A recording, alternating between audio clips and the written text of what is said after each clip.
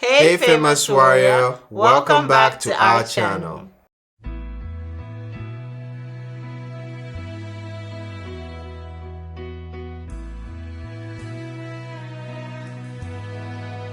You are my forever love. You are my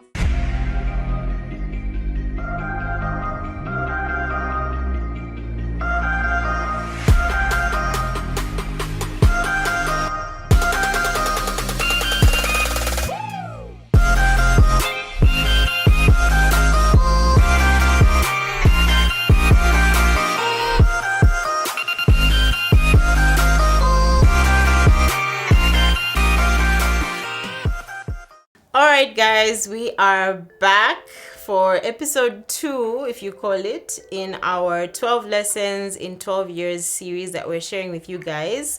Caesar and I will be celebrating 12 years of marriage this month of September, which we call our month of love, because September is not just the month that we got married in, it's also the month that Caesar asked me to marry him in.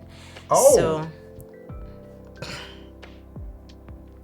Forgot that.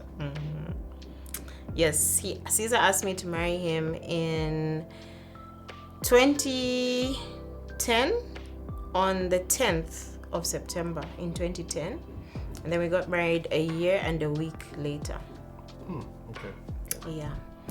So yeah, we are excited yet again to share 3 more pillars, values, lessons we've learned along the way in this journey with you guys, in hopes that it will inspire you, encourage you, get you to know a little more about us as well. You might laugh here and there as we unpack some of our mistakes, funny stories along the way. But yeah, we hope that this is something that you guys can use as a resource as you hope to enhance your relationships. So today we're going to be talking about the next 3, which are shared values, humor, and empathy. Like we said last time, we are sharing our stories. Hopes that somebody out there might be encouraged. We are not teachers trying to teach. We're just sharing our story. So I'd encourage you, if you missed the last episode, I think the link will be in one of the corners, maybe this one or that one, but you can click on that and then watch the first episode. Yeah. So shared values. Yes, Caesar. Yep.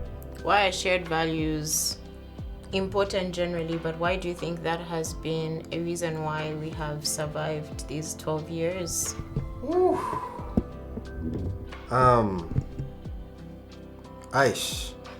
I honestly hope that I can help somebody out there, because I have not really struggled with the issue of shared values. Yeah.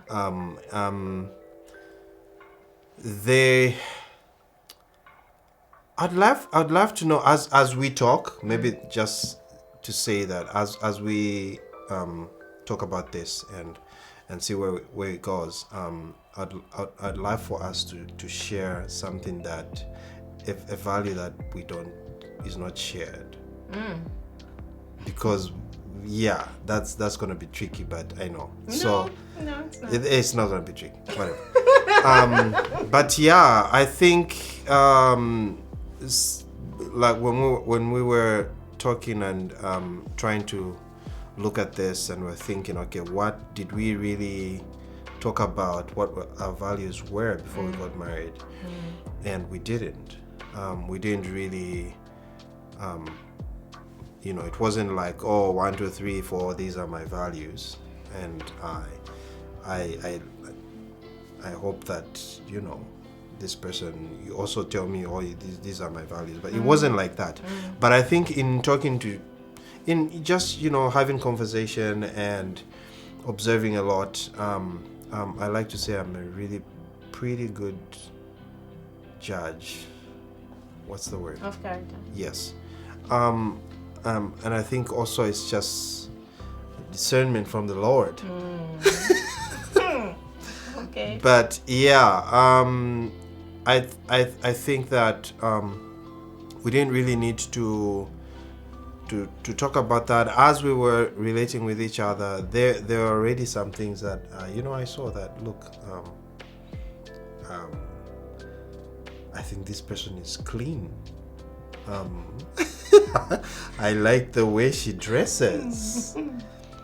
But yeah, so there are certain things that I could see. I saw that this person, like I'm saying, is clean. They're orderly. They're not all over the place. I saw that with just relating to you, and all those things came out. But again, I'm sitting here talking about saying that we've had a lot of shared values, a lot of them that most of the times when we are talking about something and we'll go like, they should have done this, and you finish the sentence, this, there are times when there would be times, many times when you hear people say, when I'm telling this to my wife and she's just clueless, like, why are they doing that? I say, just leave them, or why is that person throwing trash on the floor, or outside their window and stuff, and we all speak at the same time. Look, I'm hooting and you're irritated, and there's a lot of stuff that happens like that. And I guess the question I would have, like, for you is like, how do you deal with when the values are not shared? How do you deal with that? I don't really know, because I've never had to deal with that. But if I think of other relationships, like friendships, platonic relationships, I have had this instance where your values and the other person's values don't line up, or they did at one point, but then you are on this trajectory, you're growing, and you're supposed to be getting more mature, as you go. And then you realize that you are 5 steps ahead, but your friend is still where you were 10 years ago, 5 years ago. Like your values are not aligned anymore. So they once were, but then you have grown and evolved, and then that's not the case anymore. And then how do you navigate that relationship, and how do you take steps to bring it up if you value the relationship, or sever the relationship because it's just not working anymore? So I've had instances like that in friendships, and because you have history with the person, you value the relationship, you've got so much history with this person that you try and bring it up to the person, like, hey, look, we're not in high school anymore, we're not, let's put this aside and let's move forward. And then you have instances where that works and the person makes adjustments, or it doesn't, and then you have to make the decision, do I want to continue moving with this person? Because like you said, even in the last episode, it's like, are we going in the same direction? So I've had instances like that. Even in past relationships, I have had those instances where you're like, no, it's just I like you, and there's that, but like, this is just not something I see. When I look in my future, this is just not something I see. So in speaking to the past 12 years, like, what are some of the shared values have been that have like really just strengthened our relationship? I'd say it's one of the big ones is the value for quality time, and in terms of spending time together and doing stuff together. I love TV. I didn't always love. You didn't love TV as much as you do now. Yes, I didn't love TV as much as I do now. And from the time we got married, we've been watching shows religiously together. Yeah. There were some shows that I just didn't like. I mean, there are still that one which I'll never like. But I grew into them. You know, I grew into them, cooking shows and stuff like that, the Master Chefs and all those things that we started watching. I never thought I would watch anything like that, but it was what was happening during that time that, you know, you just want to do it. Yeah.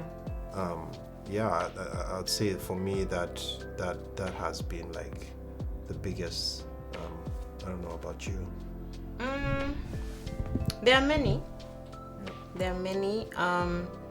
I think one that stands out to me off the top of my head right now would be that we both have, and I don't know if this is extreme to say, but we both have a certain affinity for risk taking.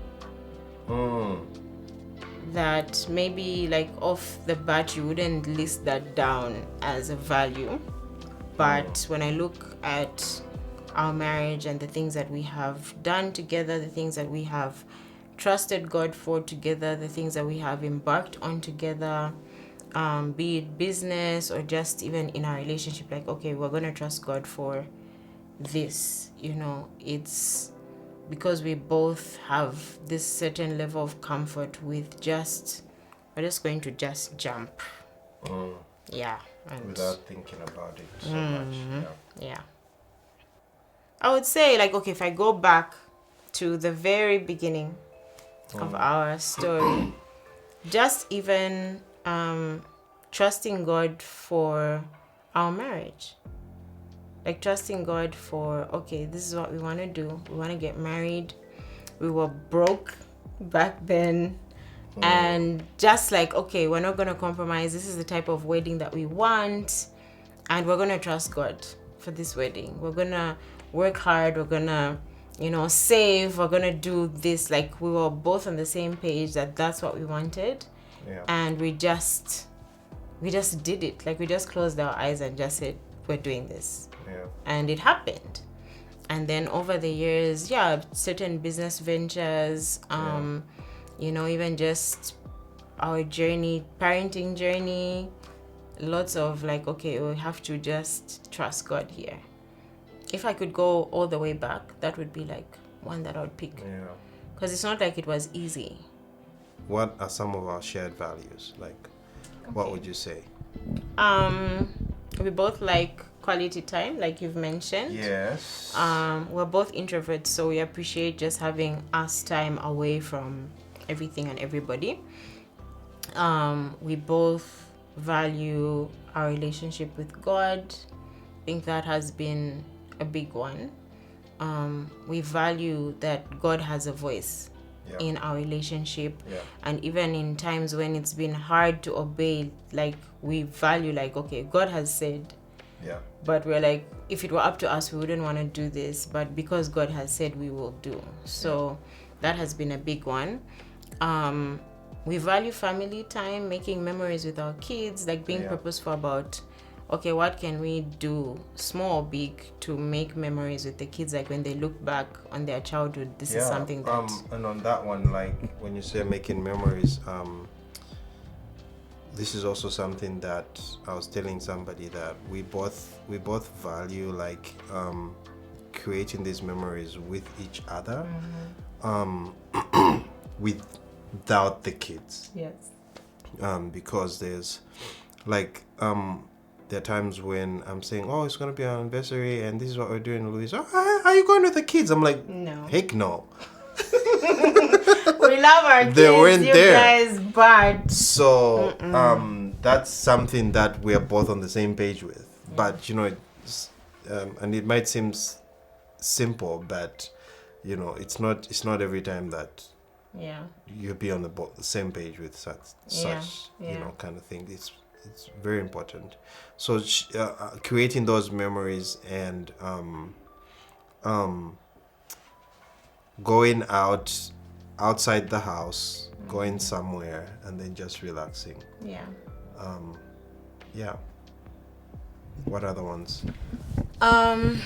Okay, we both value relationships, our friendships. Yeah, so I would say we're both loyal people, and when we have friends, we are committed to being there for our friends. Yeah. So there's never, a tug of war with that. There's support and even challenge, like, hey, have you called this person, or you haven't spent time with this person in a while. You might need to go and spend time with that person. So we value that. We value fun, I think. It's our own kind of fun because we're both introverts. So another person might look in and be like, how do those guys have fun? They look boring. It's our kind of fun, and we try to bring our friends, into our world in that regard, which we both also value. Like, it'll be like, oh, when's the next game night? Oh, we haven't spent time as a group. So we value that as well. Again, back to making memories, taking the time to make memories. It doesn't have to be this big, flashy thing, but I think we're both clean. Like, we like order in our physical space. Yeah, I mean, you're a man, so your version of clean is different from yours. Yes, but cleaner. Yeah. But we both like clean space. So even when we are winding down for the evening, it's like, okay, it's our space. Can we actually sit and relax in this space? I think we both value hard work as well. We're both very big on working hard. If you have a task, if you have a job, we give it our all. We're very passionate about, what God has gifted us to do or called us to do. We're both very, very zeroed in on that. So I guess the question is, why is all that important? I think it's important because you're building a life with someone. Like a marriage is, first of all, it's a lifelong commitment that you're making, and you want to be able to look back, whether it's 12 years, 25 years, 30 years, 50 years down the line, and you're looking at something that you've built together. Now, what I envision the shared values being is the material that you're going to use to build. So even a house, like if you're looking at a house, it wouldn't make sense to have a different window in one bedroom and a whole different style of window in another bedroom and a whole different style of window in the bathrooms. And you can say, well, it's all windows, but on the outside looking in, you'd be like, okay, was this person just undecided? Well, like what was happening here? So I would see it like that our shared values are the material that we're going to use as we build our life together. Like that is the available material. There's no two ways about it. And it's either you're going to be building things together in a cohesive manner, or you're going to be building separate things, which at one point or another there's going to be a clash. I think also it's worth mentioning that some of the shared values that you've talked about were not always shared. So I can give an example of one of the values that you talked about, of having a clean space. When you get up from the bed, you make your bed. Okay? This is weird. It's weird for me because I went to boarding school and you wouldn't leave your banker without spreading it and whatever. You So get you were punished. in rebellion. Yes. But I grew up in a home where you just woke up and you went. And you didn't make your bed. And then this was a big value for you. Hey, you have to make your bed and you do your thing. Even when I make it, you come back and I don't even know what you change. But then, as a person who didn't share that value, okay, I thought, why the heck I'm just gonna go out. But I saw the benefits of that.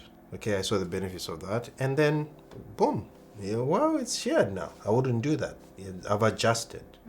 You know what I mean? Because it's not that everything will align. The stars will align. Everything, but it's about looking at what value this is that's causing what's the word? Friction. Yes, causing friction and all that. Yeah, and then you see that and you look at that and you can actually sit down and say, hey, there's value in this. There's benefits that are gonna come from this. Again, benefits for who? For the team. Yeah. So you get on board and you share that. Yeah. I think that's also something that needs to be said. I also think when you, as a couple, when you start having kids, it's important to reevaluate your values at the point where you're now introducing new people into the dynamic. So, because as parents, I think it's not so much what you tell your kids. Yeah. Yes, there is stuff that you teach your kids through instruction, but there's a lot of stuff that they'll learn just because they're in your home and they're experiencing that and they're seeing that. Yeah. So I think it's also about being purposeful again. What materials are we using to build this thing? Because the way we started, even last week, we talked about our homes of origin, our families of origin, and recognizing that your kids are also going to look back into your home and your values and say, oh, I had this or I didn't have this. That's why I'm struggling in my marriage or in my relationship dynamics. Yeah. So it's about also just pressing pause a bit and saying, okay, we now have extra people we are introducing into this equation, and what are some things we want to be more purposeful about. So for us, again, back to the making memories. Yes, we valued making memories, but we were alone. Yeah. So we've continued that, yes, because we value quality time together, but now the kids are in the picture. So can we also be purposeful about making memories with them so that they can look back and say, oh yeah, we went on this trip, or we did this, or every dinner time this is what we used to do, or every Saturday this is what we used to do. Being purposeful about those things, because sometimes you can get into autopilot and you're just doing stuff, but you don't recognize that your values drive you. Yeah, and speaking about drive,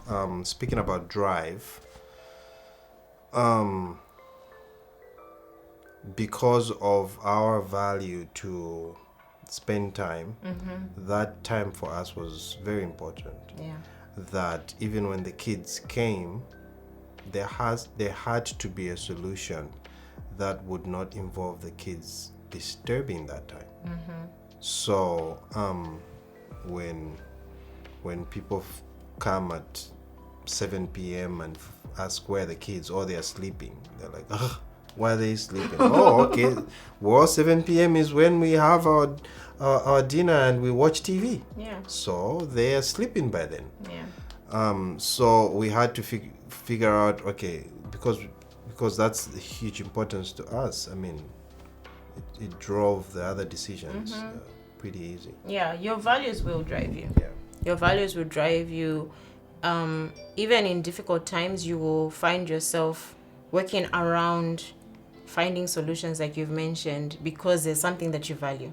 Yeah. So if you're not purposeful about it, you will find that there's a lot of stuff that is being pushed to the forefront of your building or your life, that when you look back, you're like, did I really intend for that to be a focal point? Is Yeah. that something that if I could do over, I would change? Yeah. Yeah. True. So back to prioritizing values so that your kids can see. I want you to talk about affection, demonstrating affection, and whether or not you think that's a value. In words or deeds? Demonstrating. Okay, so PDA, public displays of affection with your kids. Would you say that Around? yes. Would you say that as an African man, that is something that you are trying to emphasize as a value? Think that's I would say that it's not on my value list right now. But is it something that obviously it's something that you want your kids to know, that this is something that's normal? Yeah. Yeah, so it's something that I just never saw. I never saw that. So, and then you understand, yeah, I mean, times obviously change, and we're in a different time from our parents.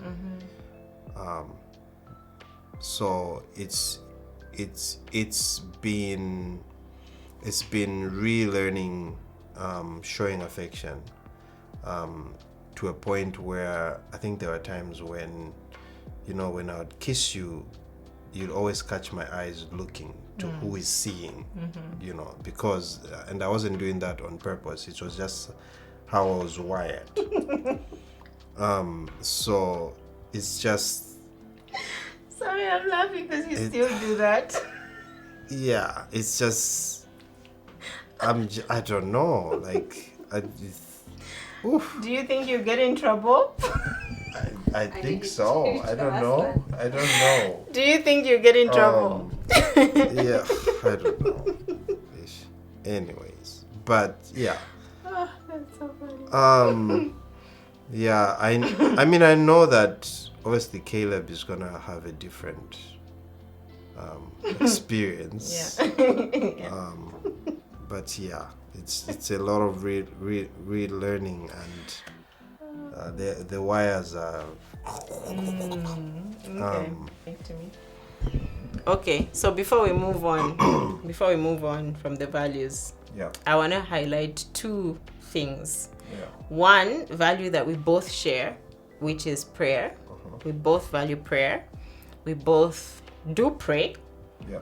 However, for some reason, in these 12 years of our marriage, we haven't been consistent with praying together. So obviously we do pray together when we have specific needs. Yeah. We do pray together over, different family members, but it's like a specific reason. Yeah. And then we have tried, okay, let's do the daily prayer together. Go strong for 2 weeks. And then Died a natural death. Yeah. So I want us to talk about that. And then also talk about one value that I have that you don't have, and how we are navigating that, which is fitness. Yeah. I'll start with the fitness. Yeah. In another world. You would have a 6-pack. No. I wish we never used eat any food and just breakfast. Wow. Yeah, I don't right now. Fitness, yes. I think for me it's just being healthy, I guess. I just feel like I haven't really bought into the idea of exercising every day. I feel like I'm suffering. I feel like I'm suffering. And I'm like, is this what there is to life? Like seriously. So fitness as a value, not yet. You people, please pray for my husband. The only thing I can say is obviously I know that there are certain benefits. But is that something I can do? I can't do that every day. Like I can't. There's so many other things I would rather be doing than that. So it's just it's So a what pain. you're saying is that you're not even trying to share this value with me. It's just No, Okay. no, I am not. okay. I'm not trying to share the value with you. No. Okay. Yeah. Hopefully down the line, maybe that will be a shared value. But yeah, doesn't mean my body doesn't bother me. But it's just that when I'm bothered, then I'll say, okay, let me see what I can do about it. But yeah, valuing that, no. Okay. Yeah, and then the prayer thing, yes. I mean, I'd love for us to do that purposefully and more. I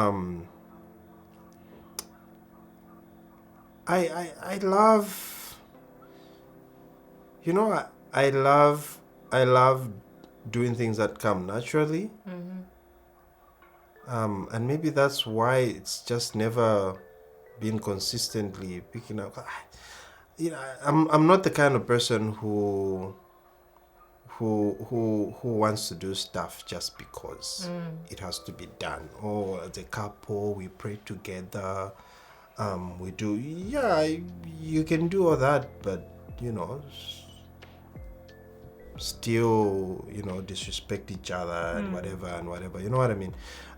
But I think I'd love for a more natural approach and not like a duty. Yeah. That we need to do that. So that's why I feel more comfortable when it's like, hey, I think let's pray about this. We sit down, we pray. Okay, there's a specific thing that we're praying for. Or let's thank God about this. We sit down, we thank God about that. I feel like that's more natural than no, every day we sit down together, we pray. It's like, I don't know. It's just, it doesn't feel natural to feel. It feels like a duty. I don't like duties. Okay. I don't like, yeah. So the next thing is humor. Humor. Yes. Tell them about my jokes. His jokes are terrible. Okay, but Caesar has the major dad jokes. So Major? yeah, like major dad jokes. Is that my dad? Yeah, but even before you became a dad, those were your jokes. No. I laugh, but I'm not laughing with you. Mostly, I'm laughing at you. Humor. So the past 12 years, I think we are always laughing. There's always something to laugh about. And even when she is serious, I will find something to joke about. Yeah. Because she's too serious sometimes. But yeah, that's been a very, very huge area in our conversations, is that there's always something to laugh about. Yeah. Yeah, and I've never told you this, but you making me laugh is one of the reasons I fell in love with you. Oh. Yeah. I would say humor is a very big part of our marriage, a very big part of our story, and just the way we do life. Like even with the kids, we're just always laughing. Yeah. We're always laughing. There's always just something that is cracking somebody up. Yeah. Yeah, our home is just full of laughter. But I think the time when I really recognized that, okay, this is a big deal for us, or this is something that we value a lot, or it's something that we prioritize, was after we lost our first baby. Yeah, people came over, to check on us, and they were asking, what happened? What did the doctors say? So we were narrating the story.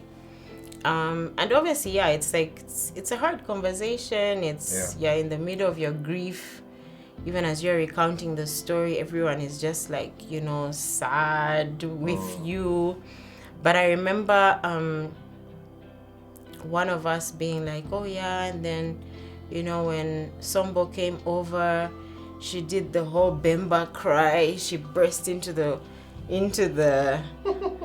hospital room and just did the wailing. that one, like that yes, that same one, that I think that one where she could have just, in fact, she walked, because the bed was like a bit further from the door, so she literally walked and threw herself on me, who was on the bed, and everyone in the room was like very like somber.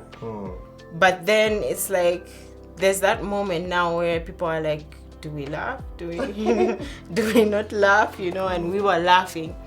And even the second time we lost our baby, I remember us sitting in our living room and Sharon was around and some people came over, and it's, same situation, like, oh, what happened? So you're recounting. And this time it was Isaac who we picked on. We're like, yeah, no, thankfully, Caesar wasn't alone. His friend Isaac was around.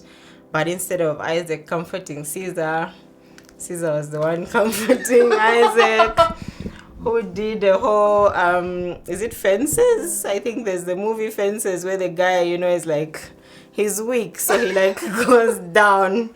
Yeah. Anyway, Isaac did that.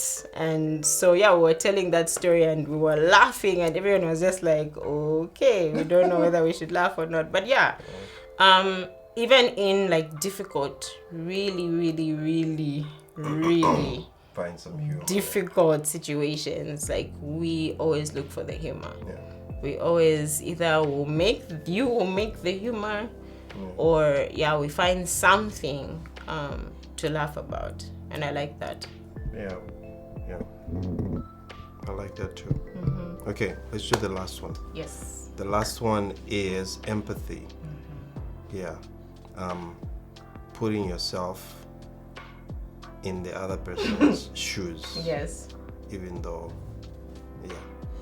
I would say that for the most part, the beginning years, like right now, I'm just understanding and knowing that, hey, I need to do this. I need to be empathetic. Back then, it was like, what is going on? What is wrong with you? Yeah. So that's what it was. So, but right now it's more like, oh, okay, this is what's happening with my friend. Yeah. This is, and yeah. So I hope in the next 10 years, now I'll come and say, now I'm a pro. I've moved further from, realizing. But now I'm at a stage where I'm not saying what is wrong with you anymore. Like I'm able to empathize, and let me ask you this: like, has there been a time when you thought I wasn't like empathizing with you. And what would I have done to be more empathetic? Okay. I think leading with the what's wrong with you question. There's been 2 times that you've outrightly asked me that question. What is wrong with you? The first was when we decided to start trying to have kids. Like, okay, let's actively start trying to have kids. And so I got off birth control, and so obviously my body was adjusting, but it was also weird because that was new to me. So even I myself didn't really understand what was happening. So communication was out the window in that instance. But yeah, I remember there was something that I needed from you and you weren't able to do it. And I just literally started crying, like just from nowhere. And it wasn't an issue that needed crying. Yeah, and you were just like, what's wrong with you? And only when you asked me that did it like click. Like, oh, yeah, something is wrong with me.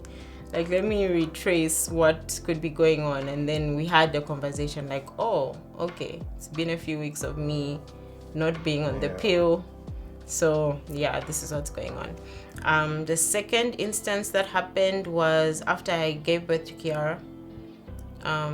Again, my body was just doing the most. I was very emotional for no reason, just all the time. But I remember that day specifically, I was asking you for something and I was overreacting over that thing, and you were on the phone and you were literally told the person, hold on, and then you came and asked me, what is wrong with you?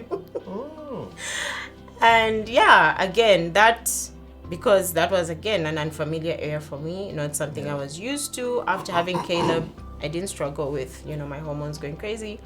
So yeah, in the moment I would say that you asking, the way you asked, it was wrong, but you asking caused me to stop and like evaluate, because I had to answer. Like, okay, what really is wrong with you? Because you're not acting like a normal person right now.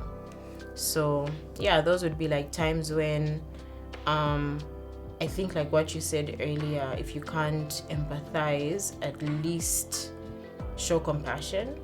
Yeah, those would be times when I'm like, okay, yeah, if we could redo that, I would definitely want to know what's happening with me so that I could communicate. But then if that's not there, I would want, some compassion. Yeah, and I think a lot of women can attest to that. Like whether it's at home with their spouse or in the workplace, where it's just, and you would want someone to treat you with some level of compassion. All right, famous warriors, we hope episode 2 has been enlightening. We hope you've learned 1 or 2 things. You've learned more about us as a couple, but also it's given you pause to reflect on your own relationships or your future relationships of, okay, this is something that I'm going to take note of. Remember that marriage is a battlefield of sorts, and every day you have to show up. Every day you have to purpose to partner with your spouse to fight against all the things that life throws your way, and your chance to fight is a privilege, and you guys are definitely worth that fight.